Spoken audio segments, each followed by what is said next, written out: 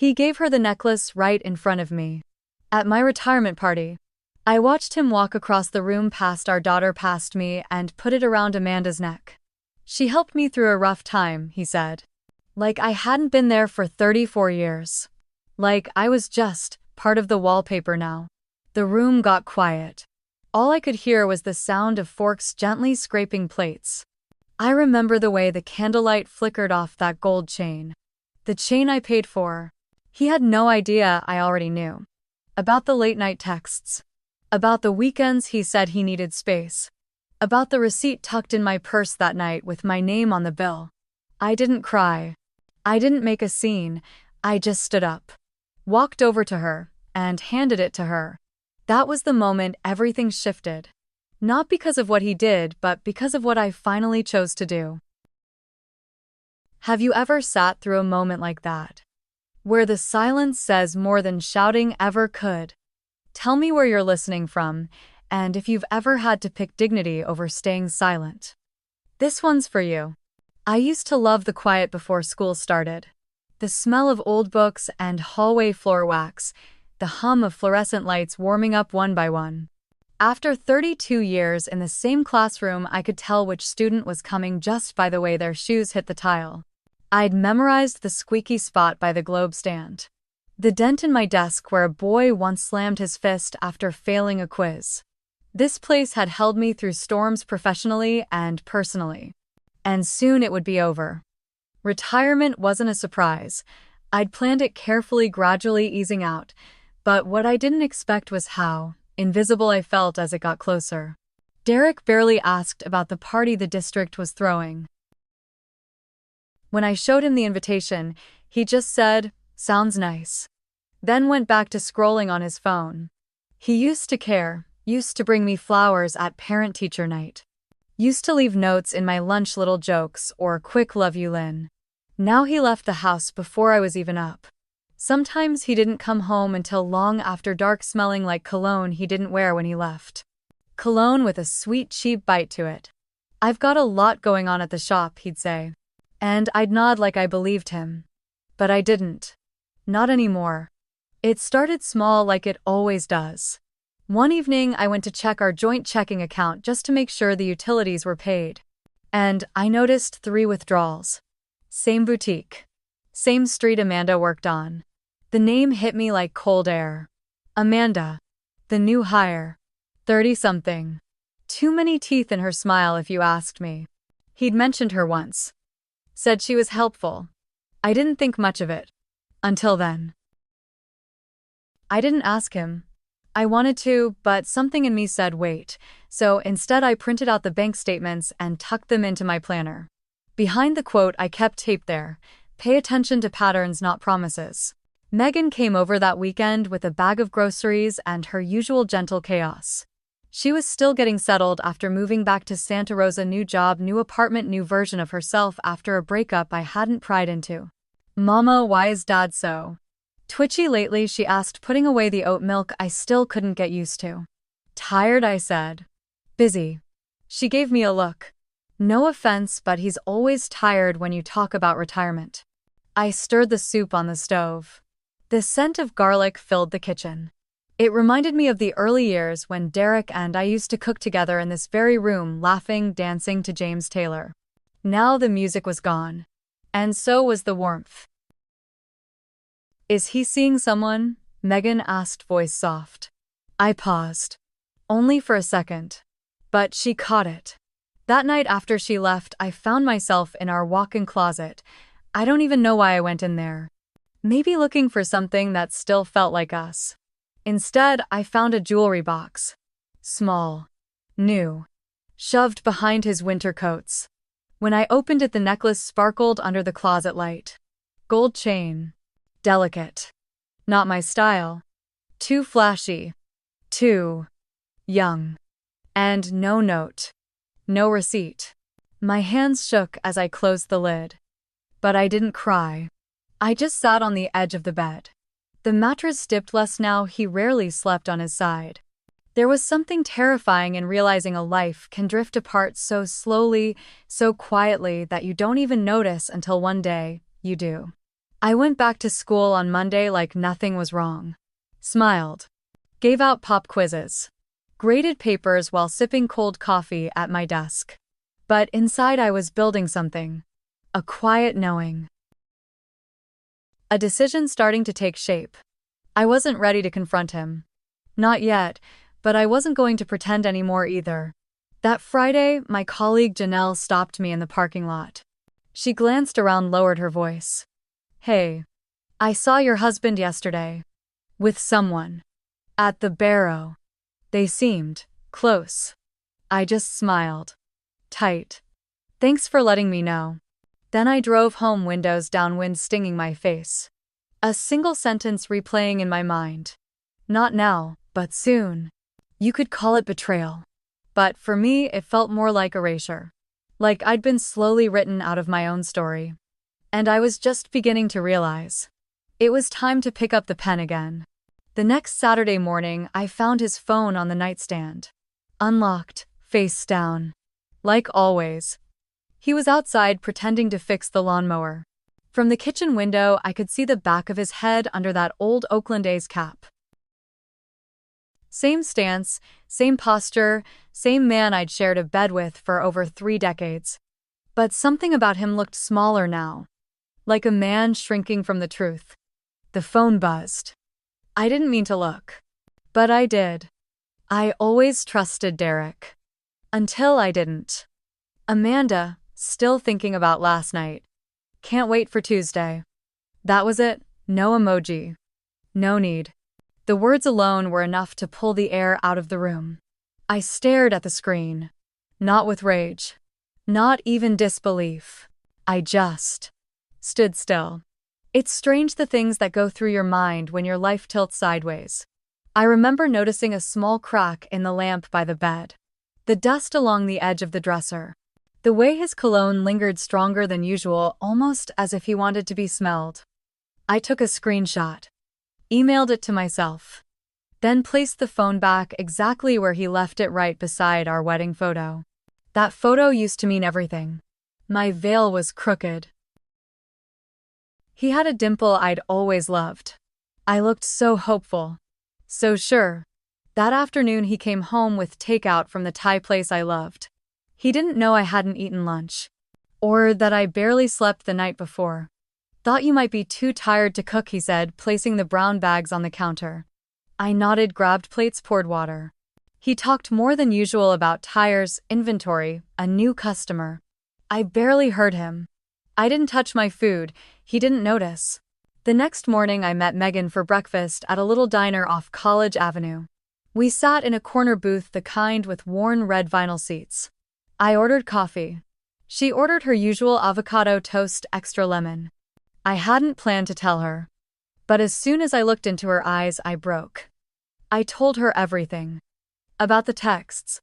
The necklace I found in the closet. The late nights, the joint account withdrawals. Amanda. She didn't cry. She didn't gasp. She just reached across the table and held my hand. Mama, she said quietly, you've known for a while. I guess I just didn't want to believe it. She nodded. When I moved back, I noticed something was off. The way he looked at his phone. How he left the room every time you walked in. She stirred her coffee. He's not good at hiding things, Mom. You've just always been good at forgiving. That word, forgiving. It hit me harder than any confession. I had forgiven Derek more times than I could count. The time he emptied our savings to keep his shop afloat and never told me. The years I paid the property taxes myself because he forgot. The way he dismissed my career as just teaching while I pulled in more than he did for half our marriage. But this wasn't about money, not really. This was about dignity, about being erased. Tuesday came and I kept my appointment. Not with a therapist. Not with a lawyer, with Simone. She ran a small PI firm above a flower shop on Franklin Street. The hallway smelled like lilies and toner. She had a soft voice but eyes that didn't miss anything. I handed her the printed texts, screenshots, bank records, photos of the jewelry box. I told her everything. Almost. I don't want to ruin his life, I said. I just want the truth. I need proof. She nodded. No drama, just documentation.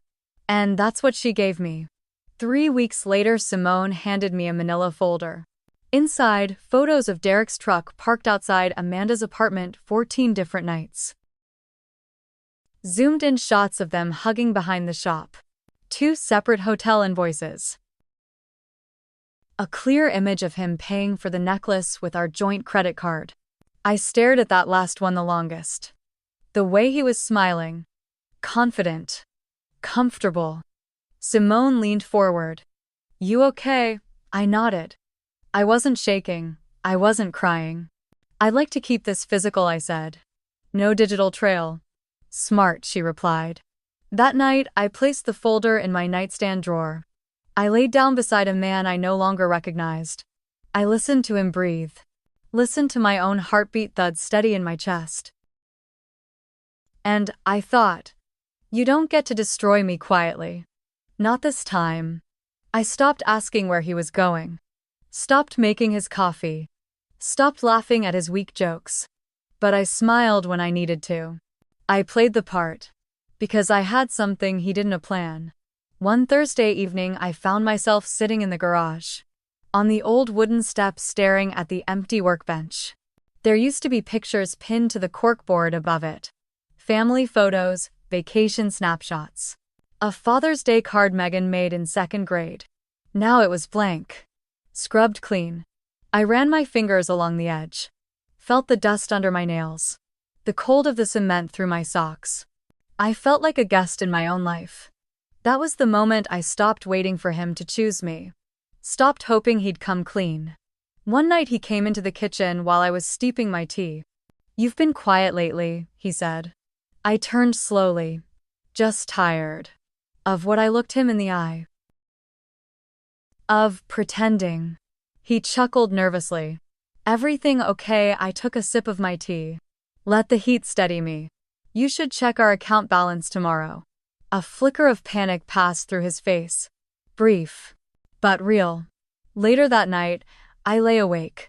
Thinking about how many birthdays I had spent planning dinners he barely remembered. How many times I canceled things for him. Waited up for him. Believed in him. And what I had to show for it. A man who didn't even hide his affair well. But this time I wasn't going to cry in the bathroom. I wasn't going to scream in a parking lot. I was going to wait. And when the lights dimmed at that retirement party, I would hand Amanda her necklace receipt. Paid for by Linda Matthis. Stamped, initialed, dated. I wouldn't need to say a word. The truth would speak just fine on its own. 2 weeks. That's how long I had before the retirement party. 13 days, really, if you didn't count the Sunday I refused to pretend anymore. That morning he brought me coffee, light cream, no sugar, just how I like it, but the mug wasn't one of our usuals. It was a white ceramic cup with gold lettering that read, "Best day ever." I stared at it for a moment too long. His face faltered. He knew I knew. But he wasn't brave enough to say it. At church that same morning, I caught Amanda's eye across the aisle. She smiled. Bold, red lipstick. Tight dress that had no place in a Sunday pew. She waved at Derek as he came in late and sat next to me. His hand brushed mine on the bench. It felt like static. I spent most of the sermon watching her reflection in the polished side panel of the piano. She never looked away from him. That was when I knew they weren't hiding. Not really. They thought I'd just fade. On Monday I called Megan during her lunch break. She answered with a mouthful of salad and a sigh. Mama, you okay? I need your help with something, I said. My retirement party. You want me to help decorate, order cupcakes? No, I said softly. I want you to be ready. For what? To see him for who he really is. She didn't ask questions. She just said, okay. The rest of that week I moved like a woman rehearsing a final scene. I went to work. I smiled. I laughed at the jokes in the teacher's lounge. I answered emails. I sorted old lesson plans into bins. But every night I opened the manila folder. It was strange how steady I felt, not numb, not detached, but clear. like I'd stepped outside of the fog I'd lived in for years, and could finally see the landscape for what it was. Cracked, yes, but navigable. Thursday night, I sat alone in the den and pulled out our old wedding album. Derek had moved it to the back of the bookcase years ago behind a set of dusty encyclopedias. I flipped through page after page. Me in my mother's veil. Him in that ill-fitting tuxedo. Our first dance. My father's toast. None of it felt like it belonged to me anymore. Somewhere along the way, I had become the placeholder. The one who kept the schedule balanced, the checkbook smiled for the camera, held it all together. While he got to reinvent himself. Friday after school, I stayed behind to clean out my desk. There was a note tucked under my stapler. Folded in half. No name. Inside, a message in neat handwriting. I saw what he did. You deserve better. Jay. I didn't have to wonder who Jay was. Janelle. She'd always been the type to say little until it mattered. I slipped the note into my purse. Right beside the folder. Evidence and witness. All quietly accounted for. That night Derek came home late. Again. He didn't offer an excuse this time. Just placed his keys on the counter and asked, "What's for dinner?" I told him it was leftovers. He grunted, opened the fridge, and popped open a beer. No. How was your day? No need help with anything, just silence. As if we were roommates who stopped trying to be polite. He never noticed I had packed up the wedding photos from the hallway. Never asked why the album was missing. Never asked why my voice was so even. Saturday morning, I picked up my retirement dress from the tailor. Simple black. Not flashy. But fitted. Sharp, like armor. The seamstress smiled when I tried it on. Elegant, she said. It was the first time in months I looked in the mirror and didn't flinch. I didn't see someone tired. I didn't see someone betrayed. I saw a woman who had stopped apologizing for needing peace. That evening, I sat at the kitchen table with a blank note card. The kind with gold foil around the edges.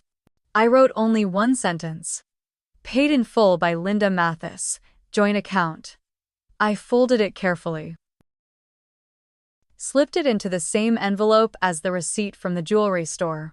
And sealed it. I placed it in my handbag. Right next to my lipstick. And the speech the school board had asked me to prepare. 2 endings. 2 truths. One I'd say aloud, one I'd hand over. I went to bed early. Derek was in the living room watching a rerun of some car show, pretending to care about mufflers. He didn't ask where I was going. Didn't kiss me goodnight. I lay in the dark and listened to the hum of the dishwasher. The tick of the old wall clock. The wind rustling the curtains just slightly. It felt like the house was breathing with me. Or maybe holding its breath. The day of the party came. Clear skies. 72 degrees. Perfect weather for an ending. The restaurant was lit with soft amber lighting, white linen tablecloths, candles flickering in little glass bowls. I arrived early. I always do. Control is easier when you're the first one in the room. Megan was already there, helping set up the slideshow, checking on the gift table, adjusting the flowers. She looked at me and mouthed, "Ready?" I nodded. I was. Derek arrived 15 minutes late. Of course he did. That was his rhythm lately, just late enough to be noticed, but not enough to be called out. He wore a navy suit I hadn't seen before. Tailored. Expensive. Amanda's taste, no doubt. He kissed my cheek. His lips barely touched my skin. "Sorry, got caught at the shop," he said. I smiled politely as if I hadn't been expecting him to lie. The restaurant slowly filled with voices, laughter, familiar faces. Teachers I'd mentored, students I hadn't seen in 20 years, colleagues who knew my coffee order but never saw my tears. There were hugs. Handshakes. "Can't believe it's really your last year. You've changed so many lives." I smiled through all of it. Because it was true. I had given everything to my job. Even when things at home were falling apart, I still showed up for other people's children. Still stood in front of a whiteboard when all I wanted was to lie down and disappear. Amanda arrived exactly 7 minutes after Derek. Alone. But radiant. She wore a satin dress, the color of cranberry wine, hair in loose waves, makeup too precise to be casual. And when she walked in, she didn't look at me. Not even once. She walked straight to the gift table, and then straight to Derek. Their shoulders brushed when she leaned to whisper something. He laughed loud, performative, the kind of laugh he used to save for me. For special occasions. Like anniversaries. Or the night I told him I was pregnant with Megan. Now it belonged to her. The slideshow began. Photos of me in the classroom, me with students, me at field trips, holding art projects, hugging, crying kids who didn't want to graduate. Laughter rippled around the room. A few teachers wiped away tears. I stared at the image of myself 15 years ago, younger, exhausted but smiling, and wondered who she thought she was building a life with.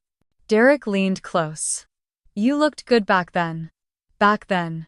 Like I was no longer worth complimenting in the present tense. I wanted to scream. To stand on a chair and shout the truth, but I didn't. Instead, I turned to him just enough for my voice to land squarely in his ear. I still do. Dinner was served. I picked at my salmon. Derek drank 2 glasses of wine. Amanda across the table was glowing. Megan didn't touch her food. She kept watching me, waiting for a signal. But there was nothing to signal. Not yet. Then, just as dessert was being brought out, mini cheesecakes with strawberry glaze, Derek stood. Knife against glass. A small chime rang out.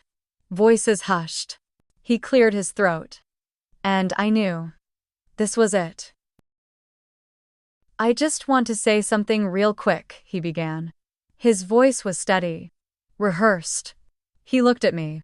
Placed a hand on my shoulder. I know this night is about Linda. Her years of service, her legacy, her unwavering commitment to this community. Pause. Smile. But I also want to acknowledge someone else. I heard Megan inhale sharply. Amanda, he said, turning. You've been such a support this year. Behind the scenes. At the shop. For me. Amanda looked up, surprised, but not shocked. This had been planned. Maybe not rehearsed word for word, but practiced enough. You reminded me what belief feels like again. Another pause. He reached into his pocket. And there it was. A small velvet box. He opened it. Inside, the necklace. The one I found in our closet. The one he charged to our joint card. Gasp spread across the table. Just a small thank you, he said, walking toward her. He stood behind Amanda. Clasped it around her neck. A slow murmur rippled through the room. A few guests shifted awkwardly. A few stared at me, waiting. Wondering. Amanda looked flushed with pride. Her fingers brushed the pendant. I had no idea, she said, playing coy. Liar. I stood up. It wasn't dramatic. No slammed chairs, no clinking glass. Just the gentle scrape of wood against tile. I reached for my purse. Opened the front clasp. Pulled out a white envelope. Took my time. Walked over to Amanda, heels clicking across the floor. Smiles faded. Forks froze. I bent slightly, leaned in. You forgot the card, I whispered. I slid the envelope into her manicured hands. And walked back to my seat. Silence. Amanda opened it. Her expression shifted. Eyes darted to Derek. Inside, the receipt. Dated. Time-stamped. Charged to our joint account. My name. Linda Matthis. Paid in full, the handwritten note read. By the woman you tried to erase. Derek looked stunned. Pale. His mouth opened-closed. No words. Amanda placed the envelope down. Her fingers trembled slightly. I took a sip of water. Crossed my legs. And smiled. No one spoke for a long time. I could hear the clink of a spoon dropped on porcelain somewhere behind me. A cough. A stifled whisper. But at our table, time stopped. Amanda's smile had vanished. Her hand hovered over the envelope like it had burned her. Derek still hadn't moved. He just stared at me like I was something he'd never quite figured out. Like he was trying to remember if I'd always had this in me, this stillness, this precision. He should have known. I'd spent decades organizing field trips with no budget, diffusing teenage tantrums and writing report cards at 2 a.m. You don't survive that long in a classroom without knowing how to control a room without raising your voice. The principal stood up awkwardly. "Well, what a memorable evening," he said, trying to salvage the moment. Someone attempted to clap. No one joined in. The tension hung in the air like a ceiling fan that wouldn't turn off. I stood again slowly and picked up the microphone. "Thank you all for coming," I said. "This night has meant more to me than I can say." I didn't look at Derek, didn't look at Amanda. I didn't need to. Teaching was never just a job to me. It was a promise. To show up, to tell the truth. To give every student a reason to believe they mattered. I paused. Megan stood near the back, arms folded, jaw tight. I saw her eyes glisten, but she didn't cry. And tonight I'm giving myself that same promise. Because it's never too late to stop shrinking for the sake of someone else's comfort. I handed the mic back to the principal and walked off the small stage. It was done. Not over. But done. Derek caught up to me in the hallway near the restrooms. His voice was low, almost a whisper. What the hell was that? I turned to him slowly. My heels didn't even scuff. That, I said, was the truth. "Something you've been allergic to lately." He looked down. Then back at me. I didn't know you'd go public." "Oh, I know," I said, my voice steady. "You never do think I will, do you?" He opened his mouth. Closed it. Ran a hand over his jaw like that would buy him a better answer. "We should talk," he said finally. "No," I said. "We really shouldn't." Back inside the dining room, Amanda had vanished. So had the necklace. She'd taken the envelope with her. Someone had knocked over a glass of wine. The waiter was blotting the tablecloth with white napkins, trying to erase the stain. Funny. That's what I'd been doing for years, mopping up after him. Megan walked over and wrapped her arms around me. Her voice was in my ear. "You were brilliant." I felt her grip tighten. "You didn't have to do it like that," she whispered. "But God, I'm glad you did." That night back home, I sat in the living room with the lights off. The gift bags were lined up neatly on the entry bench. Cards, wine, candles, a signed copy of a children's book from a former student who now taught first grade. 32 years of legacy packed into tissue paper and ribbon. Derek sat in the other room, quiet. We didn't speak. He didn't apologize. I didn't ask. I wasn't angry. Not exactly. What I felt was something colder. A kind of quiet resignation. Like watching a house burn and realizing you'd already removed all the important things long ago. The next morning, I moved money. My own savings, the teaching pension, the emergency fund I'd built slowly over the years, one coupon, one canceled vacation at a time. I moved them into a new account, in my name only. Then I changed the password to the mortgage website. Removed him from the utilities. Made an appointment with an attorney Megan had found through a colleague. I didn't tell him, there was no point. This wasn't a warning. It was a clean break. By Wednesday, Amanda had blocked him. I know this because I found Derek standing in the garage staring at his phone like it had betrayed him too. He didn't look devastated. He looked annoyed. Like things hadn't gone to plan. He still hadn't said a word to me about the party. No explanation. No denial. No apology. And I didn't ask. I cooked dinner that night like I always did. Set one plate instead of two. He didn't comment, just poured himself a whiskey and ate in silence. We slept in the same bed, but there was a canyon between us now. Not just emotional, physical. He didn't even try to reach for me. I lay awake staring at the shadows on the ceiling, wondering how many women I'd taught over the years who were living some version of this silent betrayals, quiet dinners, fake birthdays, erased anniversaries. Women who made themselves small to keep things peaceful. Who were told it's just a phase. He's under stress, don't overreact. And then one day they're invisible. Until they decide not to be. The following Friday, I found Amanda's bracelet on the porch. Wrapped in tissue. No note. She wasn't returning the gift. She was returning the evidence. I tossed it in the junk drawer, right next to expired coupons and a broken keychain. That felt right. On Sunday, I wore my retirement dress to brunch with Megan. Not because I wanted to relive that night, but because it fit. Because I looked damn good in it. We sat by the window of a small cafe, sunlight warming the table. She ordered 2 mimosas. "To new chapters," she said, raising her glass.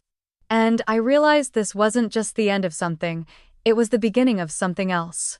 Not dramatic, not rushed, just mine.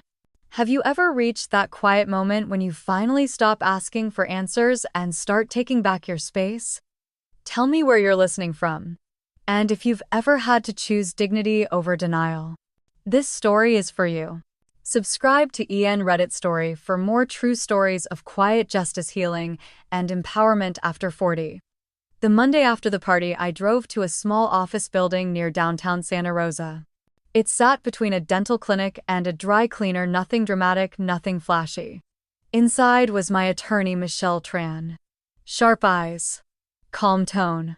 She didn't blink when I handed her the folder Simone had given me. Didn't flinch when I said I'm done. She just nodded. "We'll start with the financial disclosures," she said. Her voice wasn't cold, but it was efficient. I liked her immediately. We reviewed everything: joint accounts, the mortgage, the shop Derek still technically co-owned with a former friend, though I'd helped him rebuild it after the bankruptcy, the credit card charges, and my pension. "I want to keep what's mine," I told her. "And I want to leave clean." "No alimony?" she asked. "Number, I'm not paying a man who betrayed me." She smiled faintly. "Good, let's begin." For the next week, I worked through paperwork like it was lesson planning. Organized, highlighted. Bank statements, marriage certificates, property records. Each page was a piece of a life I was no longer trying to protect. Megan came by in the evenings. Sometimes she helped file documents. Sometimes she just sat with me and drank tea while I flipped through 30 years of tax returns and gas receipts. "I hate him," she said once quietly. "I don't," I answered. "I just finally see him." That was the truth. Hatred takes energy. Energy I'd already spent. Now I was conserving it. For me. I waited 3 weeks before telling Derek. Not out of fear, but because timing matters. He walked into the kitchen one afternoon, tossing his keys onto the counter like nothing had changed. "I'm thinking of replacing the fridge," he said. "The ice maker's been acting up." I looked up from the sink. "Don't bother. I won't be here long enough to enjoy it." He froze. "What, I'm filing for divorce," I said. The words came out simple. Clear. Like reading the weather forecast. He stared at me like I'd spoken in another language. "You're..." "What, I've already met with an attorney. The papers are nearly ready." He laughed. Dry. "You're not serious." I dried my hands on a dish towel. Looked him straight in the eye. "I'm more serious than you've been in years." He didn't get angry. Not at first. He got pitiful. "Linda, we've been through too much. We can fix this." His voice was softer than usual. Like the early days. "I've already fixed it," I said. By letting it end, he reached for me. I stepped back. "I stood by you when no one else would," he said. Voice rising. "When the shop failed, when your mother died, when you fell apart after that surgery, who do you think was there? And I repaid you," I said, "with 34 years of loyalty. Of showing up. Of believing in you even when you didn't believe in yourself." I paused. "But you spent the last year replacing me. Not just as your wife, but as your witness. And I refuse to watch you write me out of my own story." He stormed out. Didn't come back that night. The house was still, too still. But I wasn't afraid, just alone. And that was okay. I lit a candle. Took a long bath. Put on my softest robe. Saturday in my reading chair with my favorite blanket. I didn't feel triumphant. I felt calm. And I hadn't felt calm in a long, long time. Over the next few days, I packed quietly. Only what was mine. Books, clothes, Kitchen things I'd picked out. Photos of my parents. A framed drawing Megan made in 5th grade. I didn't touch Derek's things, didn't touch our wedding album. It wasn't mine anymore. Megan helped me find a small rental nearby, 2 bedrooms, hardwood floors, a little patio. The light poured through the living room window in the afternoon. It wasn't big, but it was enough. I signed the lease with steady hands. Derek tried to call. Texted. Left long voicemails I didn't answer. I made a mistake. You didn't have to humiliate me. I didn't mean for it to go that far. I miss us. I didn't respond. You can't miss something you destroyed on purpose. Amanda never reached out. She vanished from his shop the week after the party. Word spread fast. One of the mechanics told Megan she'd taken another job in Napa. I imagine she didn't like how things turned out. I imagine she thought I'd break, but I didn't. I just kept moving forward. Quietly. One item, one email, one form at a time. The day the divorce papers were finalized, Michelle called me. He signed everything, she said. You got what you asked for. I exhaled slowly. Thank you, I said. But what I meant was I'm free.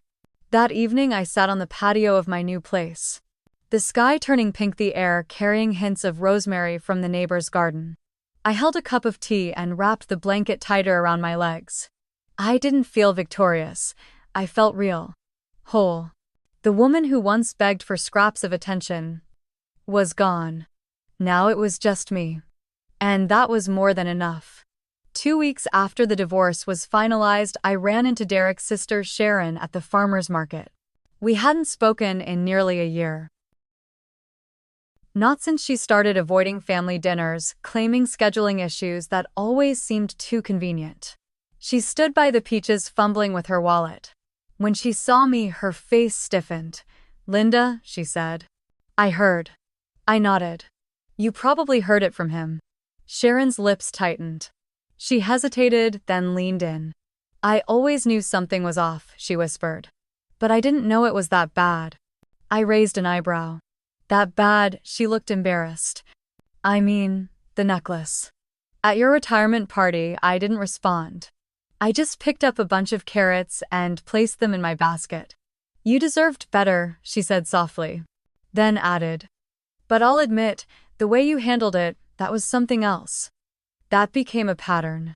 Women I'd known for years, casual friends, former coworkers, even Derek's cousin's wife, started calling, texting, stopping me in grocery aisles. They all said the same thing in different ways. I wish I could have done what you did. I stayed too long. Your story gave me the push I needed. And while part of me was flattered, another part grieved. Because behind their praise was pain. Years wasted. Voices silenced. Dignity chipped away little by people who claimed to love them. I hadn't set out to be anyone's symbol. I just wanted out. But maybe that was the point. Maybe choosing yourself quietly and fully was the loudest thing you could do. Derek sent one last message about a month after the papers were signed. Just checking in. You okay? I didn't reply. I was okay. And he no longer needed to know that. I started walking more. Every morning before the sun got too high, I'd slip on sneakers and loop around the neighborhood. There was a park nearby with a bench under a birch tree. I liked to sit there with my coffee. Watch the dogs. Listen to children on bikes squeal around corners. Sometimes I brought a book. Sometimes I brought nothing. Silence felt like company now. Not a void. Megan came by often. Sometimes with Thai takeout. Sometimes with laundry. Sometimes just to sit on the floor while we talked about nothing in particular. One night, she brought a photo album.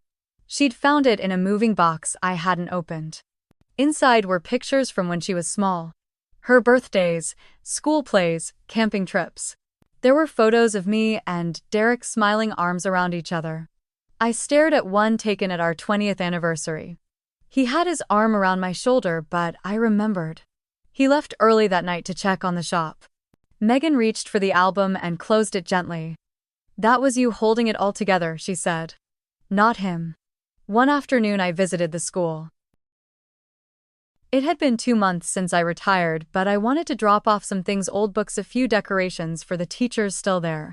As I walked down the hallway, the floors freshly waxed for the fall term, I heard laughter coming from room 204. My old classroom. The new teacher, a woman in her early 30s, poked her head out. "Miss Matthis," she said, smiling. "I mean, Linda, you're kind of a legend here." I laughed. I hadn't felt like a legend in a long time, maybe ever. She invited me in. The bulletin boards were fresh. The globe was still in the corner. The dent in the desk was still there. I ran my hand over it gently, and I felt it, not grief, not longing, just peace. That chapter was closed. And I'd ended it well. That night I opened a fresh notebook. Leather-bound. A gift from a student I barely remembered, with a note inside that read, "You always made me feel seen. I hope you see yourself now." On the first page I wrote, "Day 1. Me." There were still hard days. Of course there were. I'd spent over half my life married to a man who didn't know how to honor me. There were memories I couldn't erase. Moments that crept in late at night, whispering questions I couldn't answer. But they didn't stay long, because I wasn't the same woman who'd waited quietly for him to come home. I wasn't the woman who checked the bank account with dread. I wasn't the woman who swallowed her voice to keep the peace. I was someone new. Someone old. Someone real. One morning Megan brought a card. It was from Amanda, forwarded through the shop apparently. Inside, a short message. "You were right. And I was stupid. I hope you're free now." I'm not. No apology. Just a confession. I tore it in half. Not out of anger. Out of indifference. I didn't need closure from her. I'd already given it to myself. A few weeks later I hosted a dinner. Just 6 women. Friends, colleagues, neighbors. No theme, no celebration, just space. Over salad and red wine someone asked me, "Do you miss him?" I thought about it. About the question beneath the question. "No," I said. "I miss who I tried to be around him." They nodded. Because they knew. When the last guest left and the dishes were done, I sat on my sofa with a soft blanket over my lap, feet tucked under me, lights low. The house didn't feel empty. It felt earned. And for the first time in years I didn't wonder what he was doing.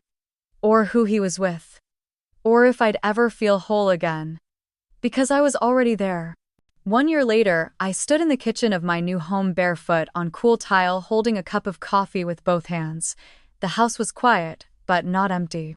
A breeze came through the open window, carrying the scent of jasmine from the bush Megan planted for me last spring. The sun hit just right on the wooden floor, making it glow in long, soft streaks. This is what peace feels like. Not grand, not loud, just steady. The divorce had gone through without drama. Derek didn't contest anything in the end. Maybe he knew he'd already lost. Not just me, but the version of himself that looked admirable beside me. Amanda disappeared from town soon after. Megan said she'd heard through a mutual friend that Amanda moved upstate. New job. New man. Probably telling a different version of our story. I didn't care. Because I wasn't trying to prove anything anymore. Not to her, not to him, not even to myself. I filled my days differently now. Walks in the park. Yoga at the community center. Afternoon coffee on the patio with a good book and no one to interrupt. I started volunteering at the public library twice a week, story time with the kids, helping seniors with tech classes. Simple, quiet service. But every so often a woman would pull me aside and say softly, "I saw what you did at your party." Or, "I heard about the necklace." And always, "Thank you." Not because I made a scene, but because I didn't. Because I made a choice. To leave with truth, to protect my dignity, to write my own ending. Megan was thriving too. She'd started dating someone kind, someone who listened. Someone who didn't make her feel small. One night she said, "I used to be scared that leaving someone meant I'd failed." Then she looked at me and smiled. "But you showed me that staying silent is what really breaks you." We didn't talk about Derek much. We didn't need to. He became a chapter. not the story. Sometimes I find old photos. Not just of us, but of me before everything. There's one of me at 28 holding Megan on my hips standing in front of our first house. My hair pulled back, shirt wrinkled, eyes tired. But I looked happy. Not because of the man behind the camera, but because I believed in the life I was building. Now I look in the mirror and see a different kind of joy. Softer, earned. I've learned that closure doesn't come in one big moment. It's not a receipt handed across a restaurant. Or a signature on a divorce form. It's the small things. Like waking up without checking your phone. Making dinner for one and still lighting a candle. Laughing without wondering if someone is watching. One night I hosted a small book club, just 5 women around my kitchen table. Red wine, lemon pie. Candles glowing low. At the end of the evening, someone asked, "If you could go back, would you have done anything differently?" I thought about it. About the decades. About the quiet sacrifices, the held-in sighs, the hidden tears. No, I said finally. Because even in the silence I was gathering proof. Proof of who I was. Proof of who he wasn't. And that's the truth. Sometimes we stay too long. Not because we're weak, but because we are patient. But there comes a moment when your patience becomes survival, and then finally power. The last time Derek texted me, it was just one word: regret. I didn't answer, not out of anger. But because some doors once closed need to stay that way. He lives on the other side of town now. Still runs the shop. Still wears the same jacket. Still tells stories that make him look like the victim. Let him. Because I'm not living in his version anymore. I'm living in mine. Now every morning I write one line in a journal. Not a diary, just one sentence. Some are simple: the sun came out today. Megan called and we laughed for an hour. I didn't flinch when I saw our old wedding song on the radio. Some are harder: I cried while folding towels. I still wonder if I waited too long. But they all end with the same truth. But I'm still here, and I'm still me. If you've ever stood in front of people you love holding your own truth like a quiet weapon, if you've ever chosen peace over pretending, if you've ever walked out of a life you built just to finally feel like yourself again, then you already know. This isn't about revenge, it's about return to yourself.